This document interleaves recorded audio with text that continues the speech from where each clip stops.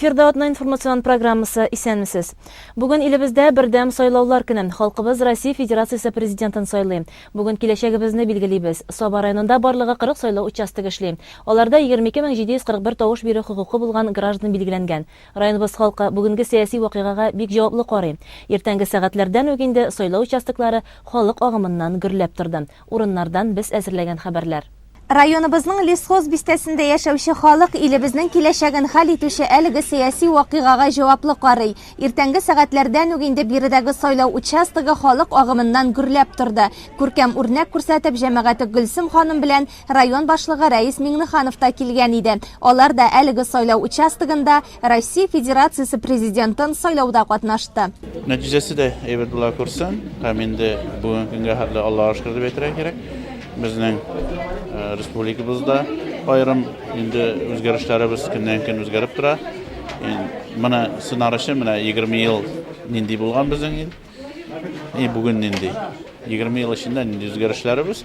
Ул үзгәртүләр беренче халыкның тырышлыгы нигезендә һәрвакыт җитәкче кирәк.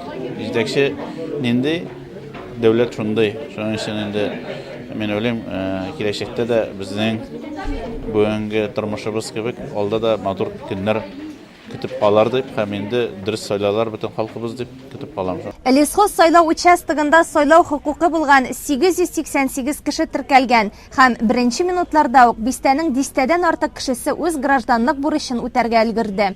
Инде сайлауларга килгәндә мин үземнең идемнең киләчәге өчен борчылам. Шуның өчен инде мин барыгызны да һәммәгезне дә чакырасым киләчәк сайлауларга һәм дөрес тавыш биреп, илебез өчен җанатык тавыш биреп. Сайлаулар сәяси вазгыятны билгеләүче җаваплы эш һәм халык аны үз күңеле аша үткәреп гражданлык бурыч итеп кабул итә. Яшьләр дә, өлкәннәр дә бу көнгә дулкынланып әзерләнә. Чөнки киләчәкне тагы да яхшырак күзаллый. Президент сайлауларына килдем. Үземнең тавышымны лаеклы кешегә бирергә дип. Илләребез, көннәребез тыныч булсын. Тормышларыбыз Аллаһка шөкер тагы да арулансын дип лаеклы кешене сайларга килдем. Балаларыбыз, оныкларыбыз исән сау булсын. Еллар тыныч булсын шу. Биредә 18 яшы тулган 10 егет һәм кыз беренче тапкыр тавыш бирә. Аларга менә шундый бүләкләр әзерләнгән. Комиссия рәисе Ринат Билалов әлеге участоктагы сайлаучыларның активлыгын югары бәялый. 2476 номерлы лесхоз сайлау участогы иртәнге 8дән үзенең ишекләрен ачты. Сайлау бик актив бара. Халык бик теләп сайлауларга киләләр. Инде беренче сайлаучы булып безнең Егорова Анна Михайлова дигән ханым иртәнге 7дән үк килеп баскан иде. Ул үзенең тавышын биреп китте. Аннан соң инде безнең калган сайлаучылар үз тавышларын бирделәр. Халык һаман сайлауга киләләр. Инде кичке 8гә кадәр үзләренең тавышларын биреп үз сайлауда актив катнашсалар бик әйбәт булыр иде. Быел әлеге участокта тавыш бирергә тиешле гражданнарның 20се башка территорияда сайлый алу хукукыннан файдаланачак. Читтән килгән 40 кеше үзе теләгән кандидатка монда тавыш бирә. Лесхоз картлар һәм инвалидлар йортында 81 кеше яши. Алар һәм авылның тагын 16 кешесе өйләрендә сайлаячак. Участокка килүчеләр кайнар чәй һәм коймак белән сыйлана ала. Район үзәге бойлар сабасында бүген барлыгы 5 участокта сайлаучылар үз тавышларын бирә. Район мәдәният йортында урнашкан участокта сайлаучылар актив катнаша. Һәр кайсының киләчәккә ышанычы зур. Сайлауларның киләчәкне безнең өмете дип уйлыйбыз инде. Алла тапшырып, менә сайлап кайдак бүгенге киләчәгемне сайладым дип уйлыйм. Үзенең ул бурычы дип әйтергә кирәк сайлау. Шуңа күрә инде сайлауда һәрбер кеше киләчәк тормышны сайлый бит инде. Шуңа күрә нинди президентны сайлыйбыз, шунда киләчәк дип һәрбер кеше өметләнә, нинди дә булса үзгәрешкә. Шуңа күрә шундый сайлауларга килеп киләчәк тормышны сайлыйбыз. Сайлаучылар үз кандидатларына тавышны электрон аппаратларда бирә. Мондай җайланмалар Сабадагы барлык һәм Шәмәртәндә бер сайлау участогында урнаштырылган. Иртәдән халык оешкан төстә килә.